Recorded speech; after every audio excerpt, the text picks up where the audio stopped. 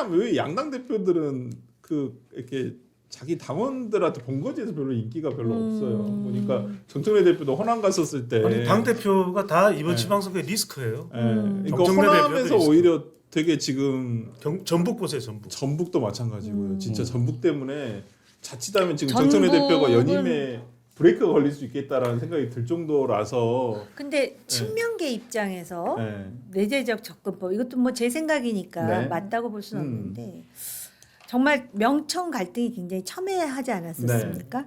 이런 상황에서 지금 김관영 전 지사가 상당히 그 순조로운 그 출발을 그럼요. 보이고 네. 있잖아요. 굉장히 좋죠. 이렇게 해서 만에 하나 김관영 무소속 후보가 당선된다라는 것에 대해서 친명 측에서는 그렇게 타격이라고 생각할까? 아니 근데 구실을 삼을 수는 있죠. 그러니까 바로 그거지. 정청래 대표. 그러니까 정청래 대표 측도 네. 그걸 알기 때문에 네. 지금 위기감을 느끼고. 아니 누가 봐도 지금 이원택 민주당 후보가 정청래 대표의 측근이라는 건 누구나 다 아는 사실이기 때문에 뭐 제가 봤을 때는 전북 선거가 굉장히 정청래 대표한테는 그렇게 됐어요. 자기의 당 대표로서의 연임 명운이 걸려 있는 선거가 돼버렸어요. 희한하게. 그렇게 그러니까 지금 선 전체 선거 결과를 다 떠나서 국민의힘도 네. 내용이 잠겨된다면 네. 저는 지금 지방선거를 기점으로 해서 이미 이제 이 지방선거 상황에 들어와 있지만 이 민주당은 친명 친청 이 갈등 본격화예요. 그러니까 이원택 후보도 오늘 아침에 한 유튜브 방송 전화 연결 나와서 뭐라 하냐면 제가 친명입니다 이렇게 이야기를 해요. 이렇게 이야기해요. 아니 다 친명이죠. 딱 민주당에 계신 분들은. 아니 그러니까 예. 그게 이 버젓이 전북 유권자들한테는 받아들여지지 않을 걸 뻔히 알면서도 그렇죠. 그렇게 이야기를 한다는 것이거든요. 그러니까 이게 그렇다면 민주당은 그 지방선거 직후에 전당대회가 예정돼 있잖아요. 네. 그렇다 보니까는 지방선거 경선 과정이 더군다나 선거 환경이 좋았잖아요. 그렇죠. 공천 받으면 이긴다, 경선 이기면 이긴다 이런 분위기다 보니까 좀 과열됐고 그리고 전당대회 전초전 비슷하게 치러졌어요. 곳곳에서 전북도 그런 맞습니다. 그 성격이었고 전남도 비슷했고 서울도 약간 비스무리한 경향이 있었고 그랬죠. 예. 곳곳이 그랬단 말이에요. 네. 그다음에 경기도 마찬가지고. 네. 예. 그러니까 저는 그 여파가 지금 남아 있다고 보고, 그러니까 당연히 당 내부에서는 정청래 대표 리더십에 대해서 비토도 있을 거고, 네. 또 정청래 대표를 지지하는 움직임도 있을 거고, 이만 엇갈린단 있습니다. 말이에요. 네, 있습니다. 그러니까 정청래 대표도 지방선거 결과 성적표에 따라서 결국에 전당대회에서의 본인의 어떤 그 이후에 전망이 달려 있는 거 아니에요. 그럼요. 아니, 성적표 나쁘면 꽝인 거고. 그렇죠. 예. 성적표 좋으면은 당연히 대통령도 공도 있지만은 공천하고 선거를 지휘한 책임은 그럼요. 당 대표한테 있기 네, 때문에 맞아요. 당 대표 공을 내세워서 연임 도전할 거고. 그러나 선거 끝나봐야 돼요. 아직은 모르고. 네, 맞습니다. 예. 전북 같은 데서 만약에 어쨌든 공천에서 배제하고 제명했던 김관영 지사가 무소속으로 살아온다. 네. 여기는 이제 반청 그 노선이 명확하잖아요. 그렇죠. 그러면 저렇게 된 책임이 어디에 있냐 이 이제 책임론이 따를 거예요. 그럼요. 그러면 정청래 대표로서는 큰 부담이 돼요. 그것 때문에 뭐 주저앉을지는 모르겠지만 마찬가지로 다 이긴 것처럼 굴었던 곳에서 발목이 잡힌다. 아, 맞아요. 이를테면 좀 그럴 가능성이 아직은 낮다고 보는데 예를 들어 서울에서 발목이 잡힌다. 그 책임론이 어마어마할 거예요. 그건 좀 비껴가기 힘들 것 같아요. 못 비켜가요. 그러면 이제 넘어지는 거야 그냥. 때문에 긴장해야 되고요. 그 정청래 대표가 어제 다시 이제 그 내란 심판론을 환기했어요. 이거는 일단 지지층 결집을 위해서 다시. 호루라기 한 번 더 분 거예요. 이대로 우리가 지방선거에서 이렇게 넉넉고 있다가는 다시 내란 세력이 부활한다. 이 호루라기 분 거고 국민의힘 내란 세력이다 기본적으로. 정당 해산 심판론도 또 정당 해산 그 위헌 정당 해산론도 어제 언급을 했어요. 네. 근데 이제 거기 멈추면은 그건 전략이 아니에요. 그걸 통해서 늘어날 유권자가 없거든. 늘어날 지지층이. 그러면 이제 민생으로 뭐 책임 있는 대안으로 미래 비전으로 이렇게 가야 되는데 저는 단계적 선거 전략 1이라 믿어요. 근데 그냥 그 내란 심판 호루라기 부는 걸로 끝나면 그거는 완전 전당대용이죠. 전당대회 내부 결집용이지 지방선거용은 아니에요. 근데 아니 정청래 그럴 대표 뿐만 아니라 이거 내란 심판을 주장하면 그 또 우리나라 정서 중에 어떤 게 있냐면 아무리 그게 맞는 말이라도 한 10번 정도 하면 피로감을 느끼거든요.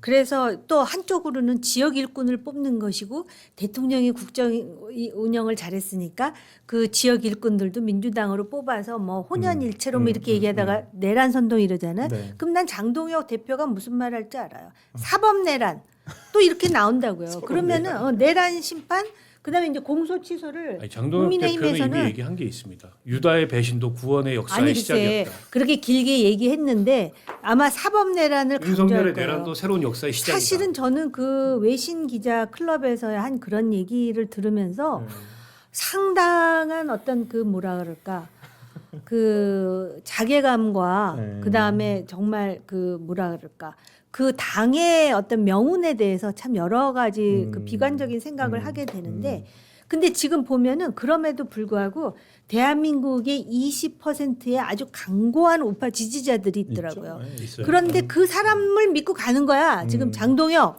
박민식.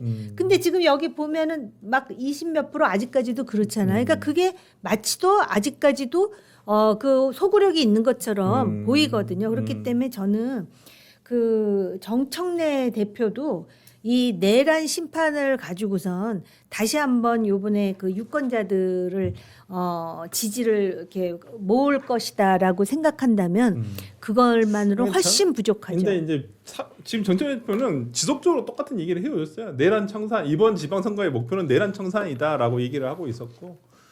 그리고 어저께도 다시 한번 얘기를 하신 거라고 생각을 하고 근데 제가 조금 의아했던 부분은 뭐냐면 조국혁신당의 조국 대표가 어저께 무슨 인터뷰를 하시더라고요. 근데 거기서 이런 말씀을 하시더라고요. 내란 종식 이후에 어떤 이 시대에서 어떤 정치적 본인이 역할을 해야 될 것인가. 그래서 저는 조국 세빙선의 대표인 조국 대표는 내란 종식됐다고 하는데 우리 정청래 민주당 대표는 아직도 내란이 끝나지 않았다라고 하시면 누구 말이 맞나? 아니 그러니까 박자죠. 지금 설 변호사 말씀하셨던 대로 저는 평택이 네. 말 그대로 지금 정치권의 정말 축소판을 그대로 보여주고 있거든요. 그러니까 아니 조국 후보는 무슨 이야기를 하냐면 공소 취소는 반드시 해야 되는 제가 하겠습니다. 목표입니다. 이 이야기를 해요. 네. 그러니까 지금 민주당에서도 손사래를 치고 있는데 대구의 김부겸 후보는 아니, 동료들을 죽일 겁니까? 왜 이러십니까? 이런 이야기를 하고 있는데 그렇게 돼 있죠. 그리고 조국 후보를 보십시오. 서로 민주당 김용남 후보랑 싸워요. 제가 더 민주당스럽다. 이른바 파묘 전쟁을 벌이고 있거든요. 네. 그게 지금 뭐냐? 정확하게 이 명청 갈등, 명청 전쟁이에요. 네. 저는 정청래 대표가 김용남 후보의 평택을에 김용남 후보의 이 후원회장이면 평택에 상주를 해야 돼요. 근데 열심히 안 하는 거 평택을에 제일 어려운 사람이 지금 김용남인데 조국의 온몸으로 조국의 공격을 받고 있는데 울릉도를 갔어요. 울릉도 왜 갔죠? 평택 가야 되니까 울릉도로 갔나? 아니 개소식 간대요. 아니 그래서 글쎄 개소식은 가는데 울릉도요? 이게 그러다 울산이 아니라? 울릉도야. 이게 그러다 보니까 오히려 8월 전당대회에 뛰어들 만한 사람이 평택을에 이 입김을 불어넣고 있어요. 송영길 후보는 연수갑 선거로도 뭐 여유가 있어서 그런가요? 네. 평택에 갔지. 아예 그러잖아요. 김용남이 이건 아니죠. 이순신 장군. 이순신 장군. 송영길로 잠깐 좀 시간을 주십시오. 네. 그러니까 김용남이 뭘 잘못했어? 이 원균의 모함을 딛고 임진왜란을 이겨낸 똑같다. 이순신 장군은 근데 전 깜짝 놀란 게 원균이 평택에서 태어났어요. 맞아요. 근데 원균하고 닮았잖아. 아니 후손이잖아. 같은 후손이. 평택은 아니고 아닌가? 평택갑에 예전에는 충청 진산인 네. 지금은 평택갑에 입법정동으로 도일동 네. 행정동으로 송북동 출신이에요. 네. 전 깜짝 놀랐어요. 지금 송영길 후보는 여유가 있는 거야. 아. 역사를 쫙 보면서 네. 박종인 또 우리 대기자로부터 아마 그걸 전달받은 것 같아. 네. 역사를 쫙 보면서 평택 땅을 연구한 거예요. 원균이 태어났어. 이거 말이야 물병을 던질 수도 없고 말이야. 날 보고 어떡하라는 거야. 막 이러면서. 그래도 뭐 뉴스공장도 나가고 송영길 대표도 뭐 안 나간다 했는데 나가셨더라고요. 아니, 아니 지금 선거 때니까. 거기하고 척만 지고서 뭘 할 수는 없으니까. 아주 그 TV 아니, 그러니까 여전히- 화면에 네. 굉장히 흥미로운 장면이 하나가 연출이 됐는데요. 어느 방송국을 본지는 기억이 안 나요. 근데 이제 평택을에서 네. 행사가 있어요. 네. 그랬더니 김용남 후보가 네. 그 소위 이제 지방선거 후보들과 함께 이렇게 다니면서 인사를 하고 이렇게 지나가요. 지나가다가 저쪽에서 이제 조국 후보는 조국 혁신당은 뭐 지방선거 후보가 없죠. 없으니까 네, 네. 혼자 이렇게 네, 가요. 네, 그러다가 김용남이 이렇게 지나가는데 그 정도면은 화면에서 우리가 보면서 이렇게 알 수 있을 정도면 분명히 서로, 자기네들도 아는데 알죠. 그냥 생까고 아. 그냥 지나가요. 네. 지나가다가 조국 후보가 네. 파란 옷을 입은 선거 운동을 하는 이 사람이 지방선거 후보인지 아니면 측근인지 참모인지는 모르겠어요. 네. 인사를 너무나 반갑게 해요. 아. 그러니까 파란 옷을 입은 그분이 네. 아니 저기 김용남 후보 지나가는데 인사 안 하냐고 네. 그랬더니 네. 그냥 또 그 얘기를 완전히 개무시하고 아. 그냥 지나갈 정도의 감정의 벽이 두터운 그 장면이 지금 굉장히 민주당 내에서도 지지층이 갈라져 있고요. 그러니까 민주당이 갈라진 것 네, 같아요. 민주당원들이 그 조국 혁신당의 조국 후보를 지지하는 경우도 굉장히 많다라고 합니다. 그러니까 아니, 이 표가 이렇게 나오지. 지금 뭐 거기에 전 평택 네, 지역위원장, 전 시의회 의장, 의장, 현 시의원 네. 뭐 이런 분들이 탈당하고 조국혁신당으로 넘어갔어요. 그랬더라고요. 그러니까 이분들 같은 경우에는 오랫동안 평택이 험지였을 시절부터, 그러니까 유이동 의원이 맞아요. 계속 국회의원이 네. 되던 시절부터 거기를 지켜온 분들인데 이분들에 대해서 어떤 그 상의나 이런 거 없이 갑자기 김용남 의원이 공천돼서 온 거예요. 기분 나쁘죠, 당연히. 저는 뭐 이해하고. 그렇다 보니까 이걸 이제 과정을 잘 관리했어야 되는데 그 뒤에 그 관리가 안 된 네. 틈새를 조국혁신당이 당연히 파고 들었겠죠. 네. 그래서 어쨌든 가치를 내셔서 그분들을 자극을 했을 거고 그래서 그분들이 넘어갔어요. 그러니까 김용남 의원이나 민주당 입장에서는 손실이죠. 그리고 뼈아픈 상황이고 선거에서 한 표라도 지금 아쉬운데. 근데 어쨌건 이제 김용남 의원 측에 제가 좀 조언을 하자면 김용남 의원이 치러야 될 비용이에요. 당연히 정체성 논란이 안 나옵니까? 나오죠.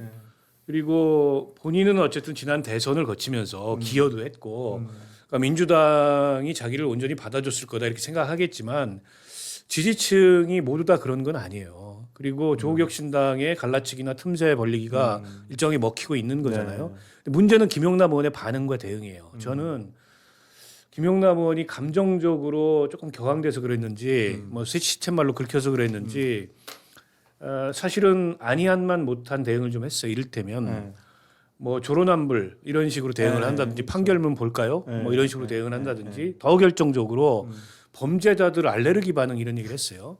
그러니까 조국 대표가 뭐 처벌받은 거 맞죠. 그리고 사면받은 거지 무죄는 아니에요.